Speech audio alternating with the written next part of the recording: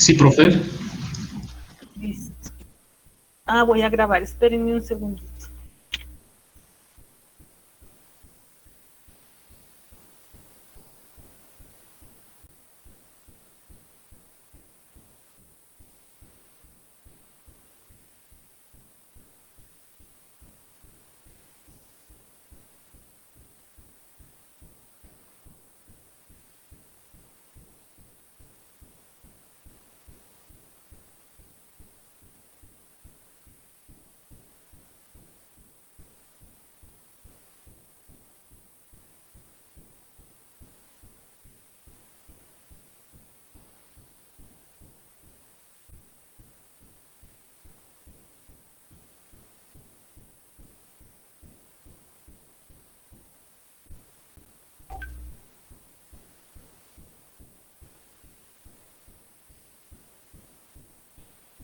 Bueno, vamos a empezar con una introducción a la materia de termodinámica en ingeniería ambiental, una especie de Discovery Channel, digamos, con algo de información para que veamos la importancia de estos temas dentro de la carrera de ustedes como ingenieros ambientales. Esta es una imagen del río Cauca. Una vez que la represa de Hidroituango cerró sus compuertas para llenar el embalse, ¿no? Y esto es una cosa que sucedió de un momento a otro y generó una catástrofe ambiental muy poco mencionada en medios, porque son cosas que no convienen, ¿no? Entonces, esta es la noticia que publicó la BBC con respecto a este tema. Y dice, Hidroituango seca el río Cauca, como la controversial represa redujo en un 80% el caudal del segundo río de Colombia. ¿Sí? A nosotros nos dijeron, bueno, cerraron allá y las comunidades están quejándose porque pues hay impactos ambientales importantes, pero no más. Pero ustedes tienen una idea de lo que es suspender el 80% del caudal de un río tan importante, tan grande como este del río Cauca, de un momento a otro. Es complicadísimo. Todo el ecosistema hídrico que existe pues se va a ver afectado. O sea, eso es todo un ecosistema, son miles de especies y de organismos que viven de ese caudal. Es lógico que los ríos, ustedes ¿ya vieron hidrología? ¿Ya vieron hidrología? No, profe, todavía no. Bueno, después van a ver, pues, cómo la dinámica de un río es que su caudal sube y baja, y sobre todo en nuestro territorio, pues hay épocas de lluvia, los caudales suben, épocas de sequía, los caudales bajan. Pero ese movimiento, ese cambio de la dinámica del río es paulatino, no es de un momento a otro. Entonces, las especies, los organismos que viven en esos ecosistemas, pues se van adaptando a un menor flujo de agua, con lo cual pues hay una menor cantidad de oxígeno disuelto en el agua, pues se van adaptando a eso. Pero que le sequen de un momento a otro, en 1, 2, 3 días, todo el caudal, el 80% del caudal, pues afecta muchísimas especies. La mortalidad de peces en ese momento fue grandísima y todas las comunidades aguas abajo de ese punto donde está la represa de Hidroituango, pues se vieron afectadas, ¿no? Esas dos imágenes de cómo es el río normalmente y cómo quedó después de que cerraron las compuertas de la represa. Entonces aquí ustedes ven, ya se ven unos bancos de arena, parece un río distinto, es el mismo punto, pero parece un río distinto. ¿Por qué? Porque los caudales, pues acá el nivel del agua es mucho más alto que lo que está sucediendo acá, ¿no? Entonces el daño ambiental en ese punto fue importantísimo. ¿Causado por qué? Por la necesidad de energía, ¿no? Entonces traigo a cuento todo este tema, es porque estamos hablando de termodinámica y estamos hablando de energía. ¿Para qué se hace este megaproyecto energético? Pues para brindar la energía que necesitamos y que supuestamente necesitamos, no toda esa la vamos a necesitar. Ya se sabe, esto no lo dicen, pero se sabe que mucha de esa energía es para las empresas mineras, ¿no? Entonces no es que nosotros estemos necesitando tanta energía como para hacer una mega obra de esta magnitud. Van a necesitar energía para las empresas mineras que ya le pusieron el ojo a este territorio y que quieren venir aquí, que necesitan mucha energía para la explotación de los minerales, ¿no? Entonces no todo es lo que nos dice. Entonces, energía, todo este desastre ambiental, resultado de la necesidad de energía que tenemos, el consumo energético tan alto que tenemos en la actualidad. Entonces ahí, con esa pequeña introducción, vamos a ver un concepto muy simple, muy corto de lo que es la termodinámica. Y aquí vemos 3 palabras claves: transformación, energía y sustancia. Esa es como una trilogía que siempre vamos a abordar en esta disciplina, ¿no? Entonces, como mi profe de termodinámica lo hace como una pirámide, ¿no? Entonces dice sustancia, energía y transformación. Entonces, esta es los temas que siempre vamos a tratar. La sustancia visto como sistema, ¿no? Entonces a veces yo digo sustancia, a veces digo sistema, pero me estoy refiriendo a lo mismo. Entonces ya vamos a ver también más adelante esta definición de sistema, propiedades de los sistemas termodinámicos, que es muy compatible con la definición que se ve en dinámica de sistemas. Yo no sé si esa materia la vieron ustedes, antes sí estaba, donde estudian los sistemas desde el punto de vista ambiental, ¿no? Entonces se llamaba dinámica de sistemas, y ahí ven todas las definiciones de sistema, los procesos, los tipos de sistemas, ¿no? Sistemas sociales, bueno, todo eso que necesitan ustedes entender. Acá vamos a hablar de sistema o de sustancia, pero es como lo mismo, ¿no? Entradas de energía, salidas de energía, entradas de materia, salidas de materia, y las transformaciones que se generan en el sistema después de esas entradas y salidas de energía, materia, información incluso, ¿no? Hay muchos sistemas, muchos tipos de sistemas. Entonces, la termodinámica es el estudio de los procesos de transformación de una sustancia o un sistema y de los intercambios energéticos asociados a esa transformación. Entonces, aquí es importante que entendamos la termodinámica como el estudio de un elemento que es la energía, que es un elemento, digamos, muy especial en el sentido en que no la podemos recuperar. Una vez que ustedes utilizan la energía, esta se transforma. ¿Cómo la utilizan? A través de una sustancia, ¿cierto? Cogen la sustancia, puede ser el combustible, por ejemplo, y lo meten al vehículo. El combustible, la gasolina, entra al vehículo. Ese es mi sistema, la gasolina, mi sustancia. Ahí ustedes hacen un proceso de generación de trabajo a partir de la quema de ese combustible y hay un desplazamiento, ¿no? Entonces esa energía, que es el combustible, que es una sustancia, ustedes la utilizaron, ella no desaparece, ¿no? Se transforma ¿en qué? En movimiento, desplazamiento del vehículo, se transforma en gases, que son los contaminantes que emitimos a la atmósfera una vez que se ha quemado el combustible, y se transforma en calor, ¿no? Entonces toda esa sustancia, todo ese sistema se transformó en otra cosa, solo que una vez que se ha transformado yo ya no puedo volver a recuperarlo.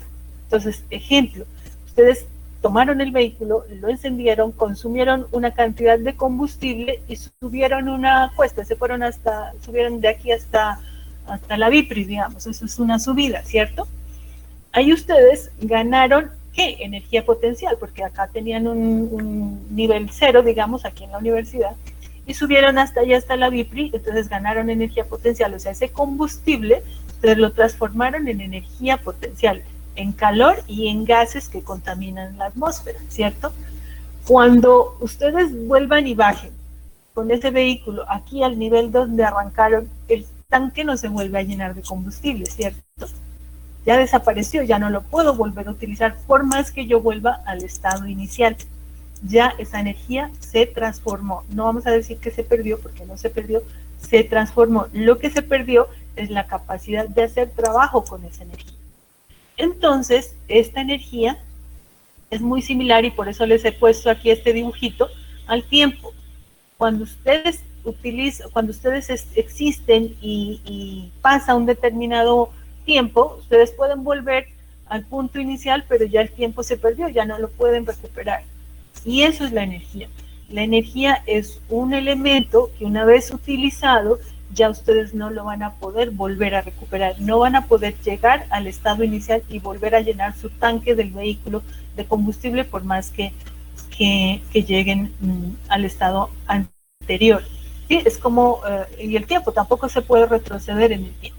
Por más que ustedes vuelvan, ya habrá pasado un tiempo, ¿no? Con el tiempo pasa una cosa extraña y es que, por ejemplo, ustedes viajan, ustedes están aquí y aquí son las 2 de la tarde y se van a España. La diferencia horaria son 5 horas.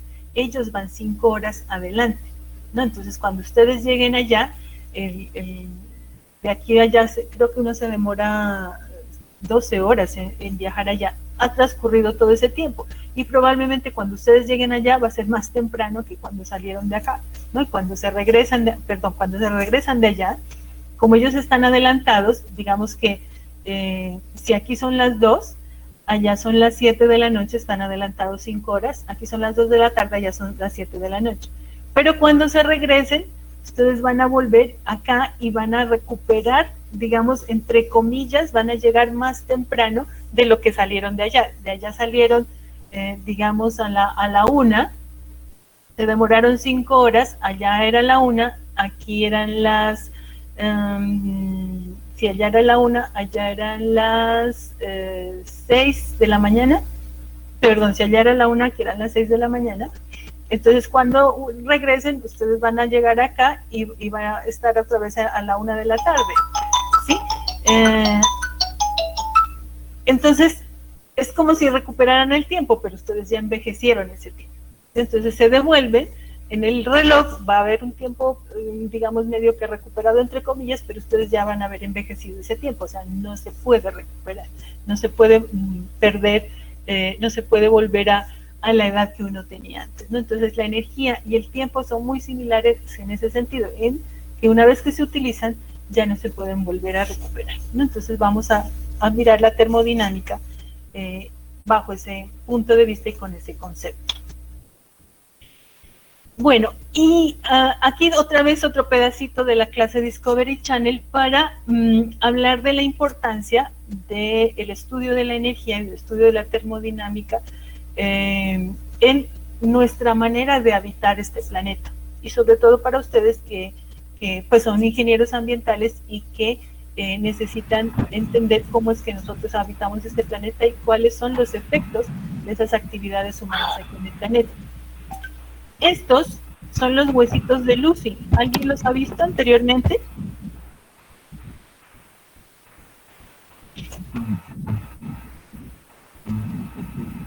Lucy es el primer Australopithecus del cual se tiene pues vestigios. Los arqueólogos han encontrado estos vestigios y a través de estos huesitos lograron reconstruir lo que era Lucy. Uno de los primeros hallazgos que nos indican que el ser humano proviene pues de aquí y que ya podía caminar erecto, ¿sí? Entonces esta es Lucy, la primera Australopithecus erecta que se conoce en el planeta, ¿no? Y entonces aquí, ¿por qué les hablo de esto? Porque hay alguien con el micrófono abierto por ahí, por favor, cerrarlo. Porque existe la duda o siempre se piensa o la inquietud de por qué no todos los homínidos, no todos los gorilas, los simios, llegaron a tener el desarrollo de la capacidad cerebral que nosotros tenemos. Acá está el Homo sapiens. Esta es una gráfica que nos muestra la capacidad cerebral, es decir, el volumen del cerebro en centímetros cúbicos y esto, el tiempo, ¿no? Entonces, hace 4 millones de años habían los Australopithecus afarensis, el Homo rudolfensis y el Homo ergaster, ¿no? Que tenían diferente capacidad cerebral. Entonces estos, los Australopithecus, entre 600 y 700 centímetros cúbicos, y ya el Erectus, entre 1200 y 1100 y 1200 centímetros cúbicos de capacidad, ¿no? Entonces, ellos existieron hace 4 millones de años. Y acá ya en la actualidad nosotros tenemos unos primos, digamos, parientes lejanos, que son los chimpancés y los gorilas, ¿no? Que tienen un tamaño del cerebro bastante más pequeño de lo que tenemos nosotros. El Homo sapiens tiene alrededor de 1500 centímetros cúbicos de capacidad cerebral, es decir, el tamaño del cerebro, que además pues se dice que aprovechamos muy poco de esa capacidad, ¿cierto? Entre más desarrollamos la capacidad, pues más la aprovechamos, pero parece ser que hasta ahora no aprovechamos el 100% de la capacidad cerebral que tenemos. Entonces, la duda aquí es por qué estos organismos, estos seres, no llegaron a tener nuestro desarrollo, ¿no? ¿Qué pasó? ¿Qué fue? O sea, ¿por qué cambió esa situación? Sí tenemos unos ancestros comunes. El ancestro son los australopithecus y son comunes a estas dos especies, ¿no? Entonces aquí vemos una gráfica donde ya está el tiempo en millones de años, y aquí están los organismos que existieron en esas épocas, ¿no? Entonces, hay una línea que sigue por aquí hasta llegar al Homo sapiens, y hay otra que sigue por acá y que nos muestra el gran gorila africano, que es el chimpancé, está el bonobo y el gorila, porque ellos no lograron el desarrollo cerebral que nosotros tenemos en este tiempo, ¿no? Sí partimos de los ancestros comunes, que son los australopithecus, y nos fuimos entonces por los homínidos y por los gorilas, ellos en esta línea de aquí abajo. ¿Qué fue lo que pasó? ¿Qué fue lo que cambió para que nosotros lográramos ese desarrollo de la capacidad cerebral tan grande? Anteriormente se consumía, en estas épocas donde aparece el hombre, los primeros hombres, se consumía entre 60 y 120 watts por día en el metabolismo. Y ese metabolismo, o sea, y era básicamente el metabolismo, solamente esa energía se consumía a través de los alimentos. Había una capacidad de absorción de la energía de los alimentos muy bajita, alrededor del 1%. Es decir, para nosotros tener esta energía para el desarrollo de la vida diaria, teníamos que comer muchísimo, porque solo podíamos absorber el 1% de la energía de los alimentos. Entonces, en ese momento viene el dominio del fuego, no el descubrimiento del fuego, porque el fuego pues existió todo el tiempo. Entonces, todo el tiempo estos seres sabían que existía el fuego, pero llegó un momento en que lo pudieron dominar. Es decir, pudieron generar fuego y pudieron en cualquier momento, digamos que medio que almacenarlo, mantenerlo, o sea, dominar el fuego. En ese momento cambió todo, ¿sí? ¿Por qué? Porque el hecho de poder dominar el fuego hizo que se pudieran hacer actividades que antes no se podían hacer. ¿Por qué? Porque ya se tenía más energía. Entonces, cuando se logró el dominio del fuego, ya no se consumían 120 watts al día, sino 300 watts de energía al día por persona, ¿no? ¿En qué? En la cocción de alimentos. Y esto es súper importante, porque el hecho de que podamos cocinar los alimentos hace que ya no tengamos que comer tanto, porque los alimentos cocinados se pueden absorber mejor. Entonces podemos absorber mejor las proteínas, los carbohidratos y la energía que estos alimentos producen. Entonces ya no tenemos que estar todo el día comiendo para poder gastar estos 120 vatios al día, sino que podemos comer ya muy poquito, mucho menos, y aprovechar el tiempo mejor, ¿sí? Porque aprovechamos muchísimo mejor estos alimentos. Con el dominio del fuego se pudieron construir nuevos materiales. Entonces está la cerámica, por ejemplo, que ya me permite a mí tener otros elementos que son las herramientas, ¿no? Entonces aquí ya vamos hablando de tecnología, ya hay elementos que me permiten a mí hacer mejor las actividades. Las herramientas facilitaron muchísimo más el trabajo, y eso y además de que se puede hacer trabajo nocturno porque ya tenemos luz, pues hace que avancemos mucho mejor en la fabricación de otros elementos, en mejorar las tecnologías que se aplican. Por otra parte, el fuego permite también, o les permitió en esa época, protegerse de los predadores, o sea, ya era más fácil sobrevivir en esos territorios. Y ya teníamos más tiempo para conversar, más tiempo para descansar, más tiempo para jugar, con lo cual empieza entonces la formación de una cultura, la cultura del ser humano ya como tal. Y el crecimiento del tamaño del cerebro. Entonces, a medida que vamos ejercitando un músculo, el cerebro es como un músculo, que si lo ejercitan, pues se va a volver más eficiente y en este caso, iba aumentando su tamaño, ¿no? Iba cada vez aumentando su tamaño. Entonces, estudiar, por ejemplo, es una actividad que mejora muchísimo la eficiencia del cerebro, ¿no? O sea, ustedes lo saben mejor que nadie. Entre más estudian, entre más ejercicios desarrollan de un tema A o B, entre más leen, muchísimo más fácil se vuelve entender ciertas cosas, ¿no? Entre más leen, mucho mejor escriben. Si ustedes aprenden otro idioma, la cosa se facilita muchísimo más para la lectura, para la escritura, para entender otros temas, ¿no? Entonces el tamaño del cerebro va aumentando y la eficiencia, el aprovechamiento que tenemos de esa capacidad cerebral. ¿Todo eso por qué? Porque pudimos dominar el fuego y pudimos así empezar el dominio de la energía y el conocimiento del manejo de la energía, ¿cierto? Entonces ese es el punto importante y por qué estoy hablando de estos temas en esta introducción de la termodinámica. Bueno, en este tiempo entonces, cuando ya se tiene el dominio del fuego, ya la capacidad de absorber energía es mucho mejor, así que el cerebro pues utiliza muchísimo esa energía, tanto que de la energía que consumimos o que se consumía en esa época, más o menos el 25% se dedica a la actividad cerebral. Entonces es bastante, necesitamos alimentarnos para poder tener una muy buena actividad cerebral. ¿Listo? Y con eso, pues, vienen las comodidades que tenemos ahora, ¿no? En esta época hablamos de 300 watts por persona por día y ahora es muchísimo más, ¿no? Porque ya utilizamos la energía para todo. Y a veces exageramos en esa utilización de la energía, la utilizamos para las cosas que incluso no se necesitan.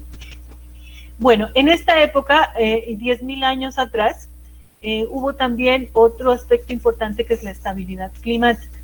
Ahorita estamos hablando nuevamente del cambio climático, que es una cosa natural que sucede en el planeta.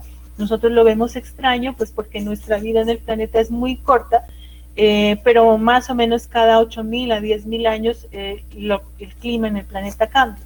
Entonces estos 10.000 años de estabilidad climática que hemos tenido, pues nos ha facilitado muchísimo esos avances tecnológicos y sobre todo desarrollar la agricultura.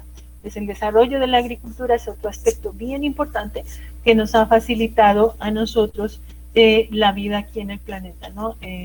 Y tan importantes son estos temas de la agricultura y la energía, que la energía se utiliza y el consumo energético se utiliza como un indicador de la calidad de vida, de esta calidad de vida que ustedes tienen aquí, que tienen ahora la oportunidad de tener un celular, un computador, una tablet, para nosotros como docentes de poder presentar la clase ya no utilizando tableros, sino con imágenes, con un video bin y demás, pues eso facilita mucho las cosas, ¿no? Entonces, esa facilidad que tenemos se toma como un indicador del desarrollo de los países, por ejemplo. Entonces, aquí ustedes ven una gráfica donde nos muestran la población en millones y el consumo de energía en vatios equivalentes por persona y por países, ¿no?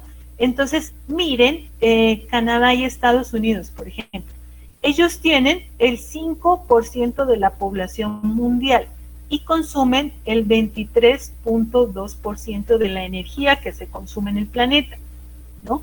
De diversas formas, ¿no? Esto negrito es la cantidad de energía de carbón, el amarillo es gas natural, petróleo es el gris, Energías renovables de biomasa y residuos es el verde, la energía hidroeléctrica es este azul y energía nuclear este rojito, ¿no? Entonces, miren, Canadá y Estados Unidos utilizan gran cantidad de la energía que se consume en el planeta. Miren la cantidad de petróleo que consumen, la cantidad de gas, la cantidad de carbón, que son energías no renovables que contaminan muchísimo y que son poco eficientes, entre otras cosas. Energía nuclear, pues que está medio que mandada a recoger por todos los desastres que ha causado ambientales. La energía hidroeléctrica la utilizan pues muy poco en comparación con las otras energías y las energías renovables muy poco. Estos son datos de 2015, si no estoy mal, pues que son relativamente recientes. Y comparemos este consumo energético de Estados Unidos con los consumos de la India y del África. La India tiene el 17% de la población mundial y consume tan solo el 4.7%. En África más o menos lo mismo, ellos tienen menos población, pero consumen igual una cantidad muy bajita. Nosotros aquí en Latinoamérica tenemos el 7.8% de la población mundial y tan solo consumimos el 6.5% de la energía del planeta. Entonces, estos países más desarrollados, más ricos, entre comillas, pues consumen mucha energía y mucha de esa energía es extraída de acá, de los recursos naturales de estos países, como el África, Latinoamérica, que son países que tienen muchos recursos naturales, muchos recursos energéticos, pero que su desarrollo pues y su calidad de vida no es la misma que estos países que son los que se llevan esos recursos energéticos para su consumo. Entonces Latinoamérica, miren, la cantidad de petróleo es bajita, gas también, carbón muy poco, energía hidroeléctrica utilizamos bastante por los recursos hidroeléctricos que tenemos, y biomasa y residuos, energía a partir de residuos, pues consumimos también bastante poco, ¿no? Entonces, esta línea negrita que ustedes ven aquí es como la línea del desarrollo, digamos, ¿no? De aquí abajo están los países poco desarrollados, aquí hay un desarrollo intermedio, aquí está Europa, por ejemplo, el Oriente Medio, Rusia, y acá los países más ricos y más desarrollados. Entonces, el consumo energético es un indicador de calidad de vida y de bienestar. Y aquí está el Producto Interno Bruto de los países, ¿no? Entonces, obviamente, Canadá, Estados Unidos tienen unos ingresos, digamos, por persona muchísimo mayores que los que tenemos acá en Latinoamérica. 5 o 6 veces más ganan ellos que nosotros. Parte de esa ganancia es porque explotan nuestros recursos, no es que ellos trabajen más o tengan más recursos, es que estos recursos pues se los llevan de acá, de nuestros territorios. Bueno, esta es otra imagen que nos muestra el consumo per cápita de energía primaria por país, ¿no? Y obviamente pues Canadá, Estados Unidos son los que más energía consumen. Aquí están las energías renovables. Aquí, miren, los Emiratos Árabes Unidos tienen cantidad de energía renovable. Ah, no, mentiras, esto es gas natural y petróleo, ¿no? Ellos lo que más tienen allá pues es petróleo y gas, entonces utilizan muchísimo. Kuwait también, que son países de Asia. Aquí está Noruega, Canadá, bueno, en fin. Entonces, Canadá, Estados Unidos consumen bastante. Canadá ya está más por la energía hidroeléctrica, ellos tienen bastantes recursos hidroeléctricos, entonces la usan bastante. Perdón, este es Noruega, no es Canadá. Canadá tiene también bastantes recursos energéticos, pero ellos están como distribuidos entre hidroeléctricas, entre gas natural y petróleo. Y así, ¿no? Entonces acá ven los países más pobres, la India, Pakistán, las Filipinas, Bangladesh, México, por ejemplo, Brasil, ¿no? La cantidad de energía que se consume por persona, pues es bastante menos que la cantidad que estos países más desarrollados, con más dinero, más recursos, consumen. Obviamente, ese consumo, pues ya por los diversos tratados de reducción del calentamiento global y los tratados de reducción de consumo de combustibles fósiles que han firmado los países, pues están en revisión. para poder reemplazar esos consumos. Entonces, Canadá, esta es una imagen de 2016. Aquí está el consumo de energía primaria, digamos, y lo que tienen en consumo de energías renovables, ¿no? Que es muy bajito. Entonces, ellos están intentando incrementar este consumo de energías renovables, dejar de utilizar tanto gas y tanto petróleo y concentrarse un poco más en las energías hidroeléctricas y en las renovables.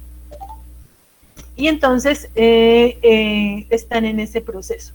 Aquí está entonces estas energías renovables, ellos tienen biomasa, biocombustibles, energía solar y energía eólica.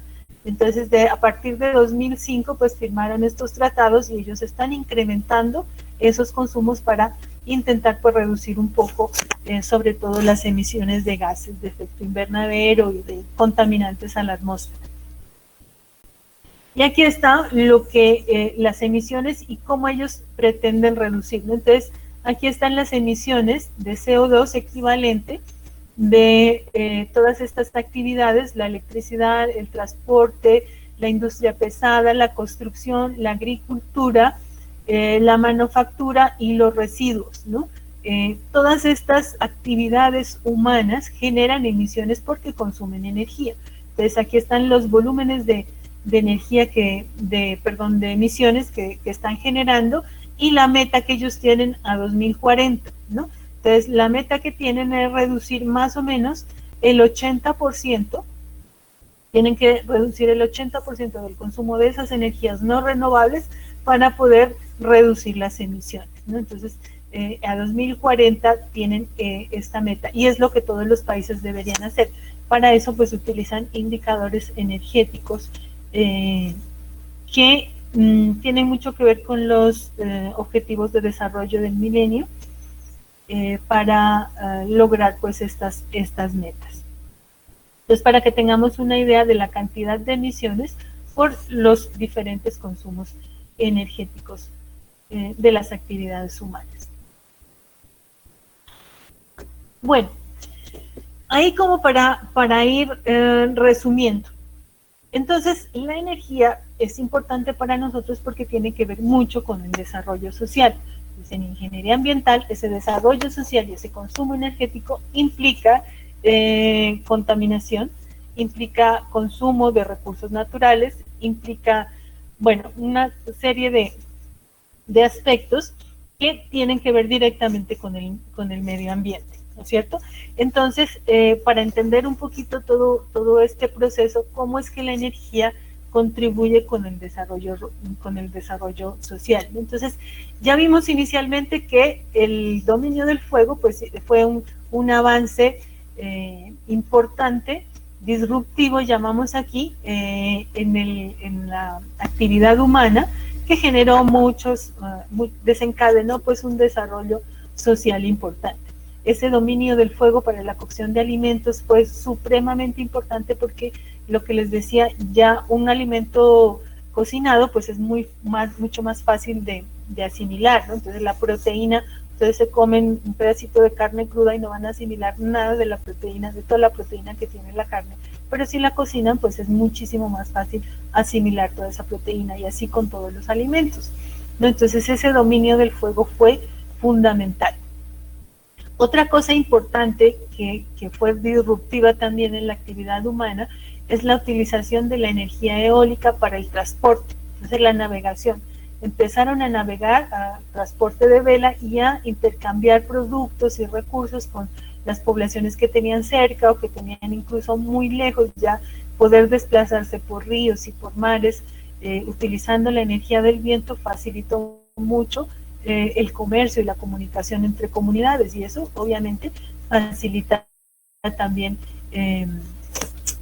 el desarrollo social, ¿cierto? Otro, la conversión del calor en trabajo. Y ahí vamos a hablar de las máquinas de vapor, de esto vamos a hablar bastante. La primera máquina de vapor que se creó, que se inventó, de eso vamos a entrar en detalle más pues, a medida que vayamos avanzando en la materia, fue esta máquina de vapor que se utilizó para extraer el agua de las minas de carbón en Inglaterra. En Inglaterra pues se usaba mucho el carbón y las minas de carbón pues eran en el suelo y había que profundizar, ir excavando para extraer el carbón. Llegaban a profundidades determinadas y empezaba el nivel freático a llenar esas excavaciones. Entonces lo que hacían era, tenían que retirar el agua del nivel freático para poder seguir excavando y poder seguir extrayendo el carbón. ¿Cómo lo hacían? Lo hacían con caballos, ¿no? Entonces, una especie de malacates y con unas grandes cantidades de caballos, pues empezaban a sacar el agua de esos socavones de carbón. Entonces, Watt en ese momento se ideó esta máquina que reemplazaba a los caballos para sacar el agua de las minas de carbón. ¿Y cómo funciona? Es sencillo, ¿no es cierto? Aquí en este depósito tienen combustible, carbón, que se quema y que calienta el agua que hay en estos cilindros. Cuando el agua se calienta, hierve y pasa del estado líquido al estado gaseoso y entonces ese vapor impulsa un pistón que hay en este cilindro y ese pistón entonces empuja este balancín, lo sube, ¿cierto? Y cuando lo sube, este otro lado del balancín baja y entonces es necesario vaciar el gas, el vapor del cilindro. Cuando se vacía, este pistón baja y cuando baja, sube. Y ahí en ese momento, en esa subida, pues sube el agua. Entonces, esta fue la máquina que se ideó en ese momento para poder extraer el agua de los socavones de las minas de carbón. Por eso es que a la energía se la mide en caballos de fuerza, ¿sí? Porque esta máquina era capaz de reemplazar determinado número de caballos. Y de ahí viene entonces esa unidad de medición de la energía en caballos de vapor, horsepower, ¿sí? Porque se reemplazaba entonces una cantidad de caballos y era muchísimo más eficiente, mucho más económico. Ya no había que cuidar estos caballos, no había que alimentarlos, se enfermaban, no había que reemplazarlos, simplemente se utilizaba esta máquina. Entonces se fue introduciendo en las minas de carbón. Y ahí entonces vemos la primera transformación del calor en trabajo. Aquí estamos calentando y con ese calentamiento se genera un trabajo, que es una fuerza por un desplazamiento. De eso vamos a hablar muchísimo. Esta fue entonces el inicio del desarrollo de los motores, que ya se utilizaron de manera general. Entonces ya no era una máquina con una caldera ahí instalada en la mina, sino que ya se pudo crear un motor que se podía mover, que se lo podía desplazar y llevar a otros sitios para diferentes actividades. Este motor incluso se podía autotransportar, entonces ya vemos como los primeros, digamos que vehículos o máquinas que se autotransportaban. Y aquí vemos un ejemplo de una máquina de vapor que se utilizaba para la agricultura, para el arado, ¿no? Y entonces eso fue mejorando los sistemas agrícolas y cada vez pues se introducían mejoras en estos elementos, en estas máquinas de vapor. Entonces ese desarrollo de los motores posibilitó que se utilizaran en muchas otras actividades. Y aquí está una imagen de las fábricas de telares, las fábricas de tejidos, ¿no? Ya no se tenía que tejer manualmente, ya con este motor pues se inventaron los telares, que incluso empezaron a desplazar el trabajo de la mano de obra de las personas. Y de ahí viene una palabra importante que es el sabotaje. Estas personas que vieron desplazado su trabajo empezaron a sabotear estas máquinas. ¿Y cómo lo hacían? Lo hacían con esos zapatos de madera, que en francés se llaman sabot, por eso sabotaje. Metían esos zapatos de madera aquí entre los engranajes y las dañaban, ¿no? Entonces, el sabotaje viene de ahí, de sabot, que era el zapato de madera que introducían en las máquinas para dañarlas, para sabotearlas, ¿no es cierto? Entonces, todo eso a raíz pues de la utilización de la energía y del avance en estas tecnologías pues de mecanización en las fábricas de telares, tractores, excavadoras y demás. Para la excavación fue importantísimo porque permitió hacer grandes obras de ingeniería. Lo que antes se hacía manualmente, ahora se podía hacer con estas máquinas de vapor, con grandes estructuras metálicas, pues que permitían hacer mucho más eficientes los trabajos de excavación. Esta es una imagen de la excavación del canal del Suez. Entonces esta gran obra de ingeniería que conecta el Mediterráneo con el Asia, con estos mares de Asia y de Asia Central, pues generó muchísimo más desarrollo porque el intercambio ya fue muchísimo más rápido, el comercio se desarrolló muchísimo y todo esto trajo avances en la tecnología. Entonces, estas excavaciones que anteriormente se hacían a mano, pues ya se podían hacer con estas grandes máquinas, como ustedes pueden ver ahí, manejadas por los motores de vapor, las máquinas de vapor. Entonces viene la revolución industrial, que es un punto importantísimo del desarrollo social del hombre. A partir de la revolución industrial, de la utilización de estos aparatos, estas máquinas de vapor y el mejoramiento de las tecnologías, pues arranca un consumo energético súper importante y una producción de contaminantes y emisiones a la atmósfera bien importante. Después vamos a mirar cómo el arranque de la revolución industrial generó que se disparara la emisión de gases de efecto invernadero y parte de este calentamiento que estamos sufriendo en este momento, pues se le atribuye a ese consumo tan alto de energía que se generó a partir de la revolución industrial, ¿no? Obras tan importantes como el Canal de Panamá se produjeron porque ya se pudo utilizar las máquinas de vapor. Entonces aquí ustedes ven máquinas de vapor que se utilizan para la perforación, para la excavación y para el transporte de todo este material que se excavó en la construcción del Canal de Panamá.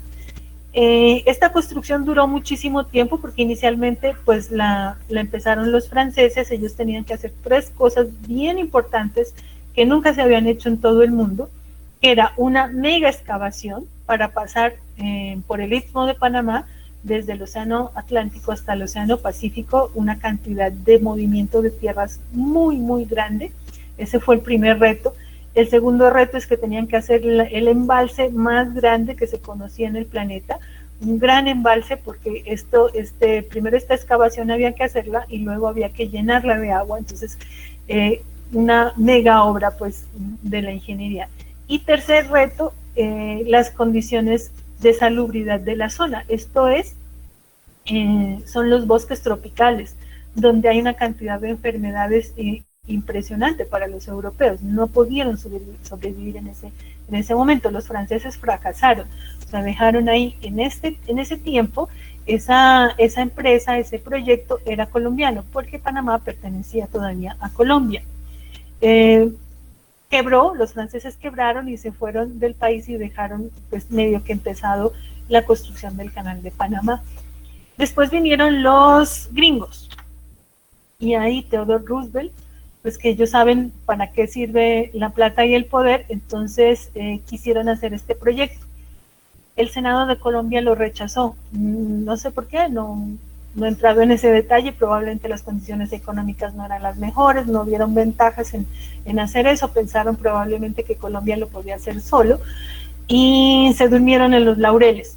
En ese momento, con la ayuda de los norteamericanos, los panameños se rebelaron y decidieron separarse de Colombia. Ahí es donde perdimos el año, pues, porque Panamá se separó, Estados Unidos terminó haciendo el Canal de Panamá. Esa es una imagen de la película del museo donde se reviven por la noche los personajes, y ese es el personaje de Theodore Roosevelt, no sé si ustedes la vieron, pero fue súper importante el papel de este personaje de Roosevelt, presidente de Estados Unidos, en la construcción del Canal de Panamá. Ahí pues Colombia, como les repito, perdió el año. Ellos terminaron haciendo una mega obra, de las obras más grandes del mundo en esa época, y que generó muchísimo desarrollo, intercambio comercial nuevamente, desastres ambientales impresionantes en la zona que hasta ahora no se han recuperado porque se destruyó todo un ecosistema, consumos energéticos súper importantes.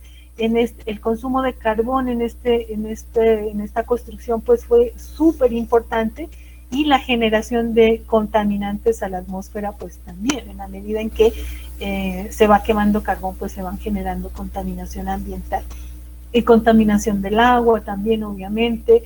En esta época la capacidad de aprovechar la energía del carbón era muy bajita, se aprovechaba el 10, el 20% de esa energía, entonces el resto del carbón se transformaba en contaminación y en calor, y pues los desastres ambientales fueron muy importantes. ¿Resultado de qué? De la necesidad de desarrollo social, ¿no? Consumo energético. Bueno, y en la época, ahora, en la época nosotros estamos intentando cambiar esa situación. Hay muchos países europeos que ya incluso tienen programado la salida de los vehículos de consumo de combustibles fósiles del mercado, ¿no? Y en la entrada, pues, de vehículos que se producen con energía más limpia. Y aquí hay una controversia y hay mucha información en real, en no tan real, al respecto, y dicen, hay muchas versiones que dicen que los vehículos eléctricos contaminan lo mismo que los vehículos de combustibles fósiles, lo cual no es cierto, porque hay que ver todo el proceso. O sea, si ustedes solamente se van a la contaminación que genera la gasolina y la contaminación que genera el litio de la batería, probablemente sean muy similares, pero es que la gasolina no aparece de la nada. Hay todo un proceso para la producción de gasolina que implica consumo de energía y que implica emisión de contaminantes atmosféricos.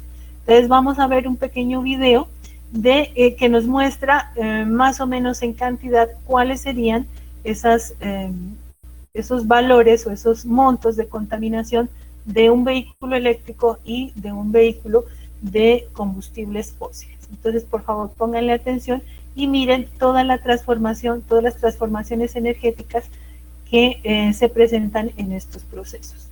Así que el argumento es que los vehículos eléctricos no contaminan, pero la electricidad que alimenta a los vehículos eléctricos sí contamina. Algunos dicen que contamina incluso más que un automóvil a gasolina o diésel. Si vamos a mirar más allá del propio vehículo eléctrico hacia la energía que lo impulsa, ¿no deberíamos hacer lo mismo con el coche de combustión? Entonces, ¿qué implica producir el combustible que quema en su automóvil todos los días?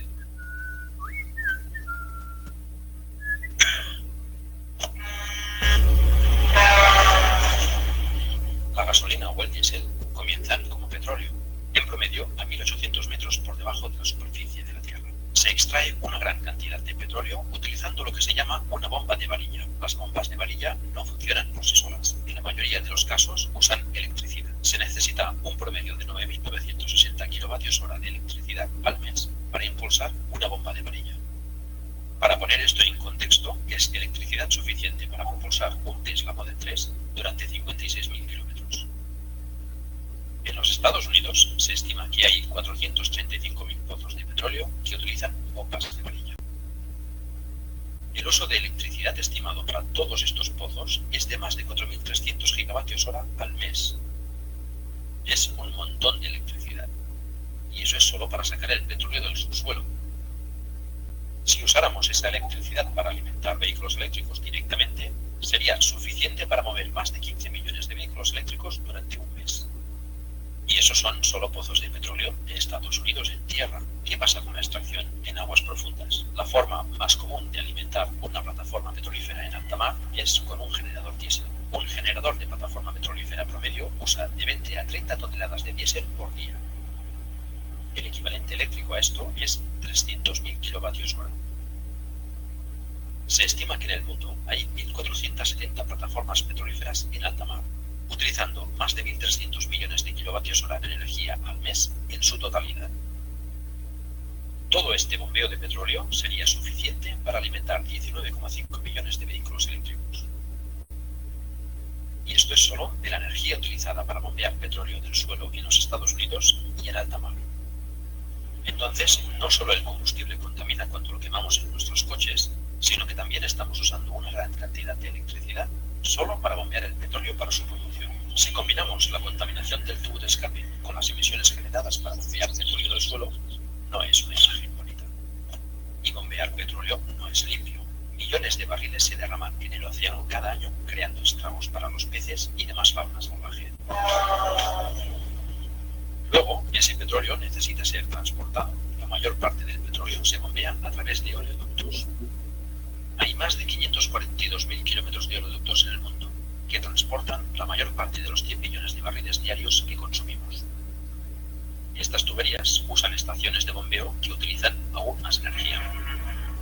También se transporta por barco. Los océanos no están regulados en cuanto a emisiones, por lo que los barcos utilizan el combustible más sucio y barato posible para bajar los costes, lo que les convierte en una de las mayores fuentes de contaminación del planeta. Al transporte marítimo se le atribuye 1.000 millones de toneladas de CO2 por año, y el 10% de eso es el transporte de petróleo. Debido a que estos buques marítimos contaminan tanto, muchos países no les permiten operar cerca de su línea costera, por lo que tienen que ser remolcados al puerto donde se transfiere el petróleo a una refinería. El refinado del petróleo requiere una gran cantidad de energía y genera aún más contaminación. El refinado se realiza calentando el crudo hasta 420 grados Celsius. Calentar 100 millones de barriles de petróleo al día a esas temperaturas requiere una enorme cantidad de energía.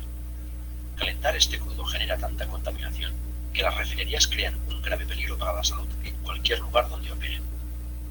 Las refinerías son la principal fuente de contaminación en muchas ciudades del mundo. Es tan grave que las personas que viven cerca de estas refinerías tienen un aumento notable de enfermedades pulmonares. Una vez el crudo ha sido refinado, se transporta a las estaciones de servicio en camiones diésel, lo que genera aún más contaminación. Finalmente, este combustible se quema en automóviles y camiones en nuestras ciudades, donde vivimos y respiramos. Los automóviles y camiones tienen motores de combustión extremadamente ineficientes. El 70% de la energía de la quema de combustibles fósiles se desperdicia en forma de calor, mientras que solo el 30% se destina a hacer girar las ruedas.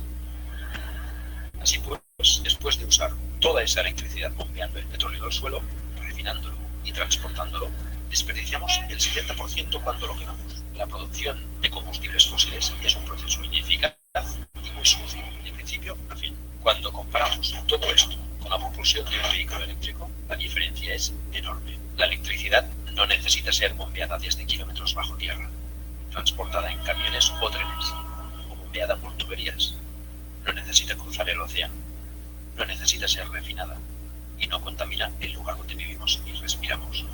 Incluso si la electricidad se produce a partir de la quema de carbón, la planta de energía está lejos de los centros de población. Se transfiere a través de líneas eléctricas y mantiene cualquier contaminación directa lejos de la población. Y si el vehículo eléctrico funciona con energía limpia, será limpio de principio a fin. En los Estados Unidos, el 47% de la energía proviene de fuentes que no emiten CO2. En Europa es incluso mejor con un 56%. Y el porcentaje de energía limpia aumenta cada año, a medida que las plantas de carbón y gas se reemplazan por fuentes de energía renovables. Y entonces, ¿qué pasa con el litio utilizado en las baterías de vehículos eléctricos? El litio es un metal que se extrae en los desiertos de Australia, China, Argentina y Chile. Además de ser un ingrediente clave en las baterías, el litio también se usa como medicamento para el trastorno bipolar. Se ha hablado mucho del impacto medioambiental de la minería de litio, pero se exagera un poco. Australia es el mayor productor de litio del mundo. Si hubiera algún problema ambiental importante con su minería, los australianos estarían hablando de ello. Pero, ¿de qué se habla realmente en Australia? ¿No se trata de contaminación? ¿Refinado del petróleo? Sí, el refinado de petróleo está creando un riesgo ambiental mucho mayor que toda la minería de litio que se realiza en cualquier parte del país. Australia no es un país muy densamente poblado. Consume el 1% del suministro mundial de petróleo y solo refina una cuarta parte del petróleo que consume, pero extrae el 50% del litio del mundo. Entonces, en un país donde solo se refina una cuarta parte del 1% del petróleo mundial y extrae el 50% del litio del mundo, el mayor contribuyente a la contaminación y el riesgo para la salud humana en Australia son las refinerías de petróleo. Eso ni siquiera toma en cuenta la perforación, bombeo, transporte y quema de este petróleo. Esto es solo refinar. Cuanto más se analiza, el argumento de que la producción de baterías es tan mala como el ciclo de los combustibles fósiles es ridículo. Toda la extracción de litio en el mundo hasta la fecha no ha causado tanto daño al medio ambiente. como un solo derrame de petróleo importante.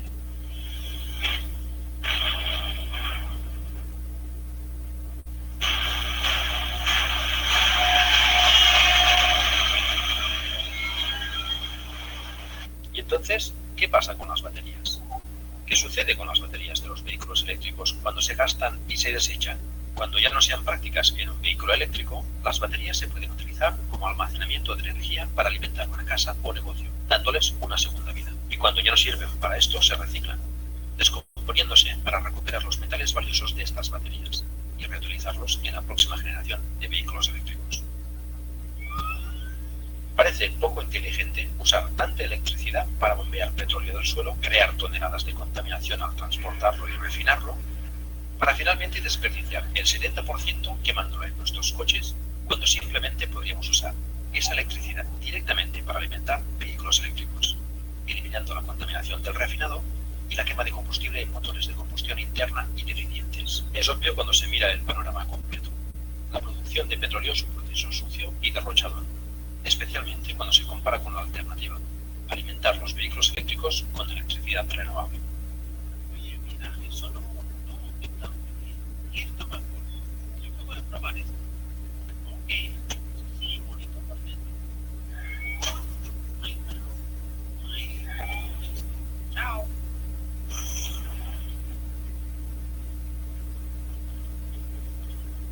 ¿Qué puedes hacer? Uno de los últimos obstáculos que frenan a la gente para pasarse a lo eléctrico, además de la desinformación, son las personas que viven en viviendas y pisos con parkings o compartidos. Muchos de estos residentes no tienen forma de instalar un cargador para su coche. Si es usted legislador, trabaja en la administración local, si forma parte de la junta de cualquier comunidad de vecinos o si es dueño de una propiedad de alquiler, puede hacer algo para ayudar. Vote para instalar cargadores para coches eléctricos o instálelos usted mismo en aparcamientos o en la calle, para que las personas que viven en edificios puedan tener un lugar para cargar su vehículo eléctrico. Hay empresas que incluso ofrecen formas en las que puede obtener beneficios de estos cargadores. Apoyando la imposición de impuestos a los combustibles fósiles y utilizando los subsidios para apoyar el cambio en los vehículos eléctricos, con los incentivos adecuados y la voluntad política, el cambio puede suceder muy rápido. En Noruega han hecho un gran cambio hacia los vehículos eléctricos en muy poco tiempo. Las ventas de vehículos eléctricos en Noruega han alcanzado más del 50% del total. Apoye la instalación de paneles solares siempre que sea posible. La energía solar ahora es más barata que comprar electricidad de la red y comienza a amortizarse desde el primer día. Y si tiene la suerte de tener una casa, compre un vehículo eléctrico e instale paneles solares. Ahorrará miles de euros en combustible y electricidad y además la tranquilidad de saber que no está contribuyendo a la horrible y sucia industria del petróleo y el gas. Comparta este vídeo, publíquelo en foros como Twitter, Facebook, Telegram y otros para ayudar con su distribución. Por último, este es un vídeo de código abierto. Puedes traducir este vídeo a otro idioma para volver a publicarlo. Comuníquese con el canal de Gastroil para obtener una versión a la que pueda agregar una voz en off y textos traducidos. El día en que nuestras ciudades estén limpias de dióxido de azufre, monóxido de carbono y otros químicos tóxicos y partículas emitidas por los tubos de escape y las refinerías de petróleo puede ser una realidad. Tenemos la tecnología para hacer esto ahora. Apoyar esta transición al transporte eléctrico hará que ese día se haga realidad. Esperamos que haya disfrutado de este vídeo. Gracias por verlo y apoyar el transporte limpio.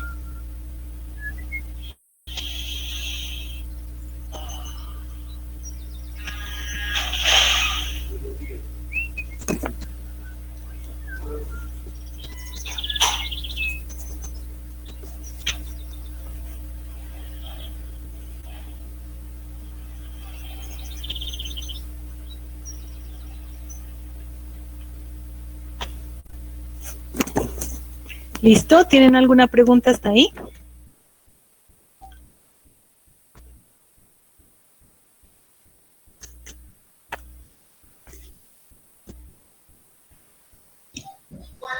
Profe, o sea, ¿qué tan eficientes son las baterías de litio?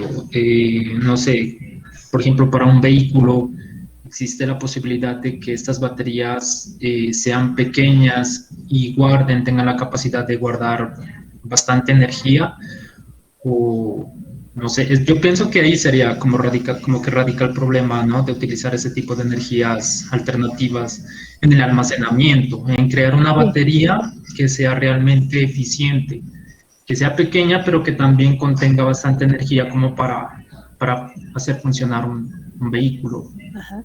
Sí, la tecnología ha ido avanzando bastante, ¿no? Antiguamente las baterías eran muchísimo más grandes y menos eficientes. Autonomía se llama, ¿no? El término. Entonces, por ejemplo, en las bicicletas eléctricas, hace un poquito tiempo un amigo compró una bicicleta eléctrica con batería, funciona con batería, y esa batería pequeña de la bicicleta tiene una autonomía de 60 kilómetros, o sea, la debes cargar cada 60 kilómetros.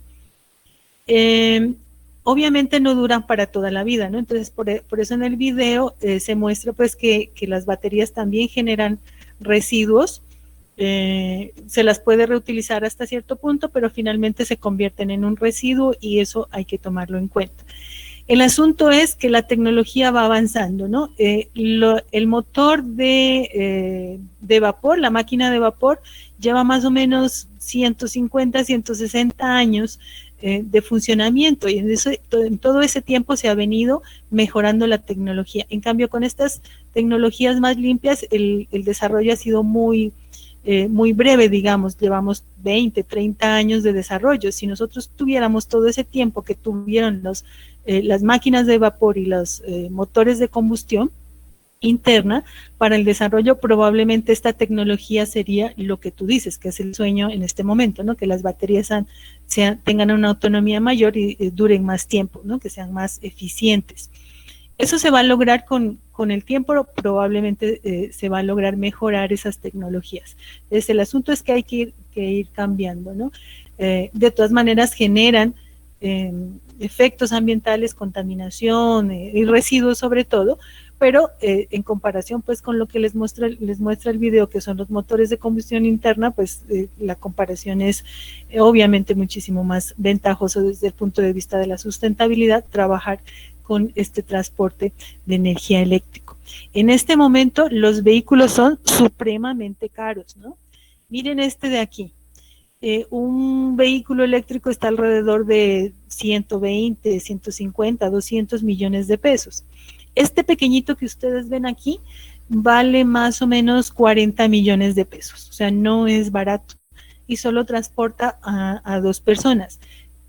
Trabaja con una batería de iones de litio de 8 kilovatios por hora, tiene una potencia de 17 caballos, un torque de 57 newtons por metro, autonomía de 80 kilómetros, es decir, una vez que tú cargas la batería, te dura, puedes recorrer con él 80 kilómetros y puedes volver a recargar, que ya es un avance grande, ¿no? Si el recorrido es aquí en la ciudad, pues eso te va a durar 3, 4 días. Y si la energía eléctrica, la energía es proveniente